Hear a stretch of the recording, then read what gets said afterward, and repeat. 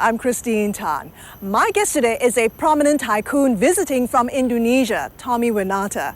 The boss behind the Arthur Graha Group shares with us his story of rising from rags to riches. Tommy Winata, one of Indonesia's most powerful and wealthiest businessmen. He rarely gives interviews. When he does, his pet topic, the rescue of endangered tigers, a conservation effort in the southern tip of Sumatra that has made news across the globe. So in our conversation, we sought to find out more about the businessman who had attracted more controversy than accolades over the years. I only try to do everything when I get the opportunity to make it complete and as good as I can do. I always think how to develop and make the project become 110% complete. Winata came from humble beginnings and had a tough childhood. He dropped out of school and later worked for a logistics packing firm to support his family. I only look when my parents have failed in the business. Actually, as a young boy, I feel cannot accept it. So I try to looking for the job opportunity to find the money. From the age of 15, his strong will to survive took him to jobs in West Kalimantan, Irian Jaya and Sulawesi. I learning by doing. Whatever the order have been given by my boss and my senior, whatever they give me the job and opportunity to doing the job, I try to do it hard. So it was hard work all the way? Yeah, hard work. And I never stop as long as I never finish my job, become over the target. I meet a lot of the friends. Some of them come from the army background. And then on this time, we side by side become a friend. Your first big break came when the army-controlled foundation took over a small local bank, Bank Propelat, today called Bank Arthur Graha, and asked you to manage the financial institution. How much of your fortune today is linked to your powerful connections with the military? After I coming back to Jakarta, on this time the Army Foundation called is Yayasan Siliwangi in the West Java. They have the problem in the financial problem with their bank Propelat. And then they make a report to the chief of the army staff. This Army Foundation is only to take care the poor army family. So on that time, one of the army leader on this time, they asking me to do and helping the Bank Propelat, because on that time, the total asset only $1 million, but have the financial problem also. When I try to help and I agree to help, I look, it's not good. But in 1.5 years, Winata turned it around. Today, that bank is now called the Arthur Graha Bank, or Yes. Bank Arthur Graha. Yes, the You bank. still continue to have close business links with the military.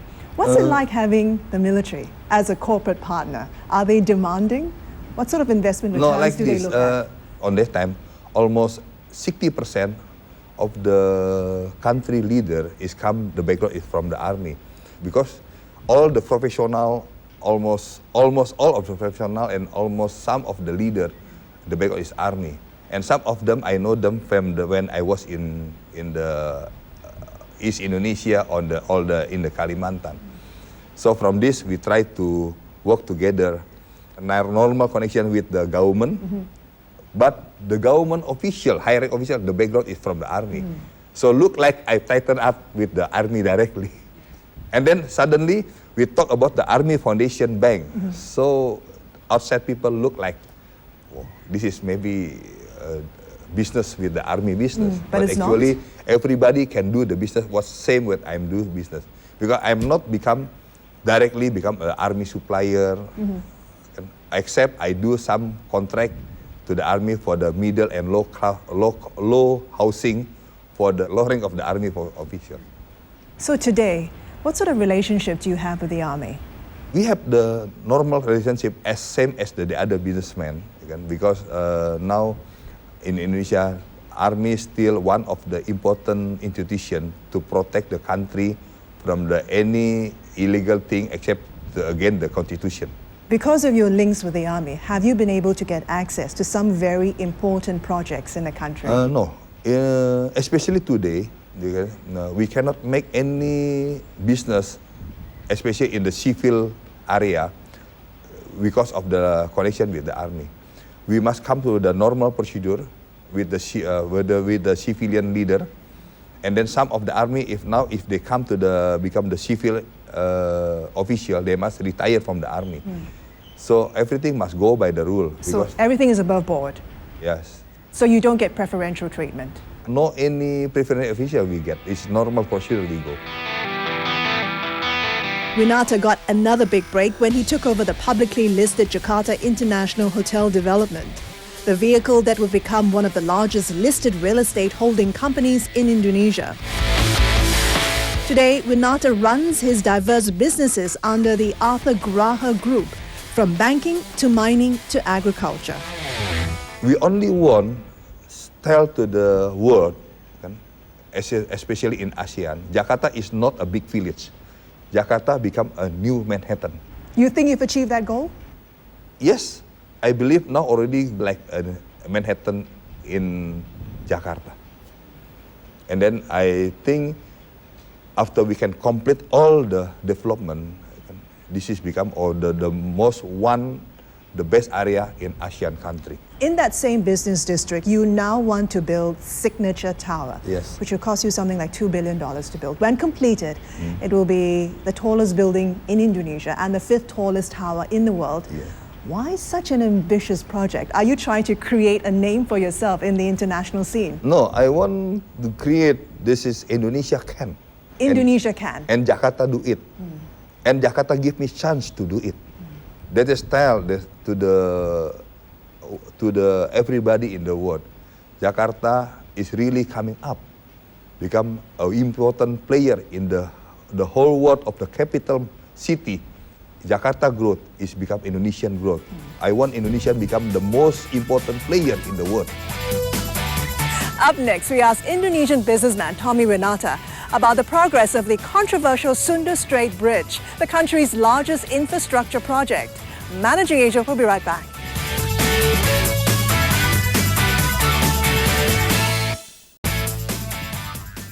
Welcome back to Managing Asia. My guest today is Tommy Winata, a well-known figure in Indonesia and the man behind the Arthur Graha Group. You're one of Indonesia's most well-connected and powerful businessmen, but your reputation is not without controversy. What business practices and values do you live by? The main target is not the profit. When I look at the one business opportunity, is my business can helping the government is number. After that, can the effect of my business can grow for the local and surrounding people, economic and good thing for them. And after that, of course, can I do it also not again the environment. After that, if there is still of profit, this become of my 5th target. So you would actually take on a project even if it doesn't make money for you? Yes. Why? If 1 until 4 can. Why be so noble?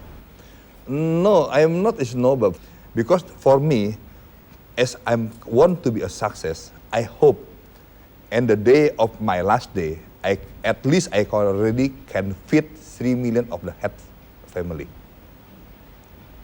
Maybe a little bit different with the other businessmen. They think they're success after they get $100 billion.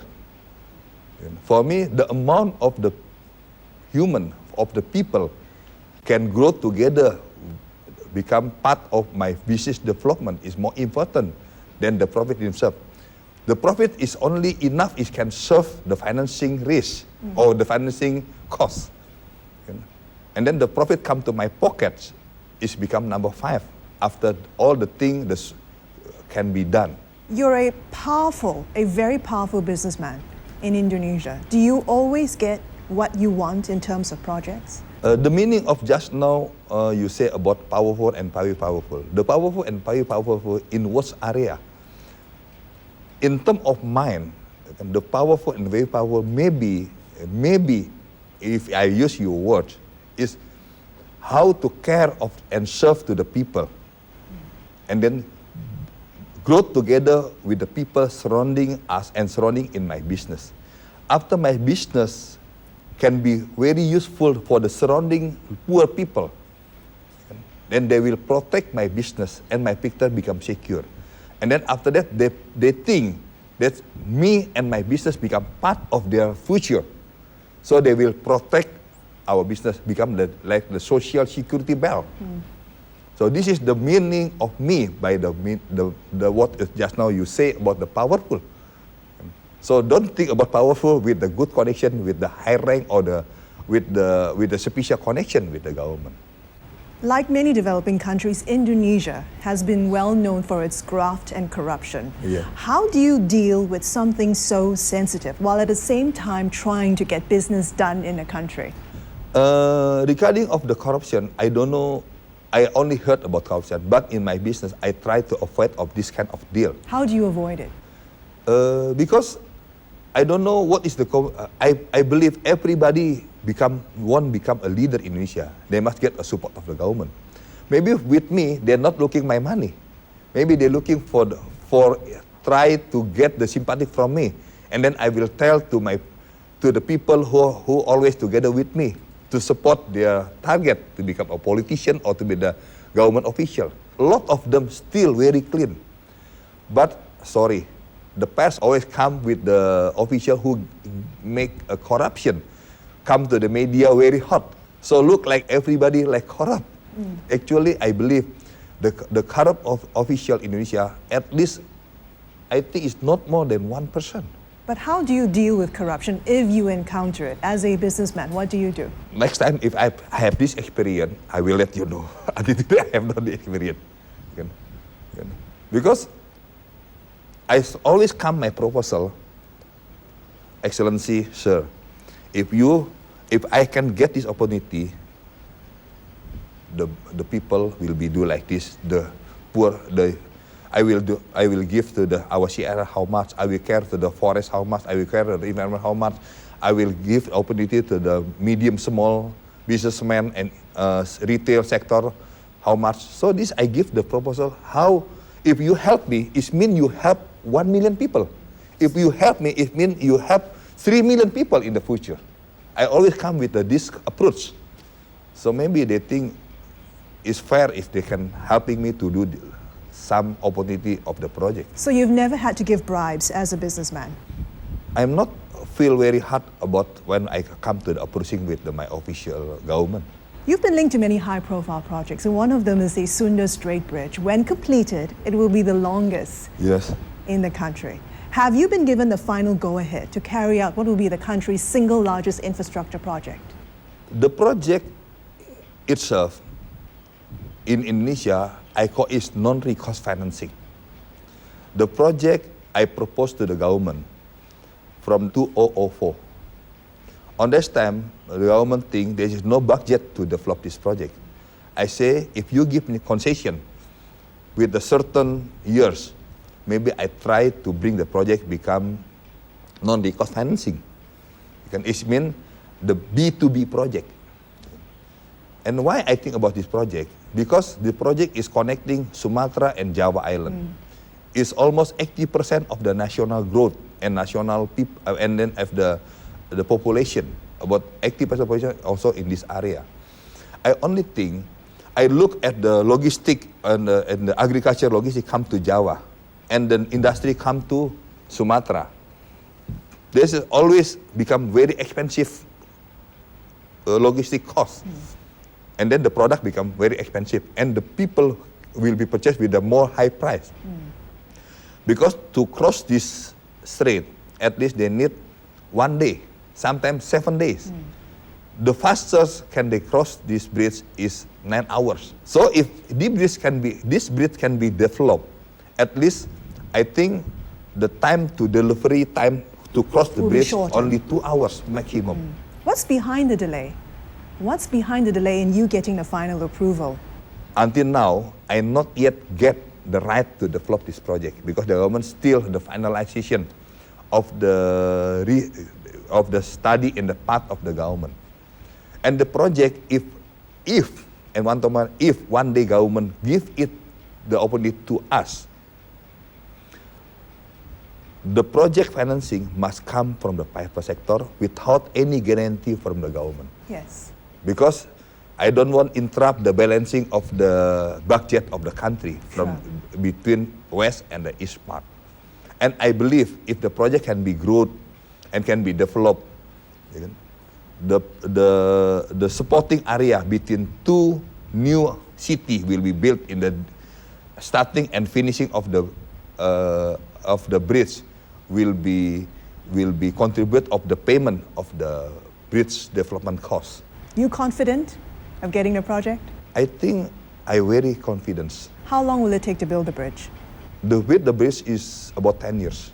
What other projects are you eyeing?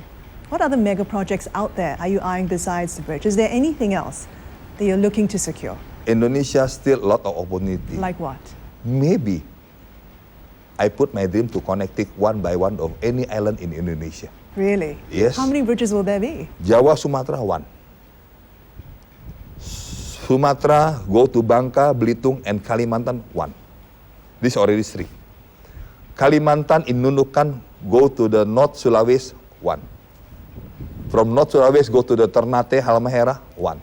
So we can connecting. I put my dream as high as I can. And then also another thing I must let you know. In the history of Indonesia, when the Dutch time, in the Jawa Highway is developed from the Anyer in the Banten, go to the Panarukan. Until today, we not yet break the history. So in the Sunda Strait, I want from Anyer, go to Lampung. So you want to make history? I want Indonesia make a history. Don't go away. Up next, Indonesian businessman Tommy Renata talks about his efforts to save Sumatran tigers. Managing Asia will be right back.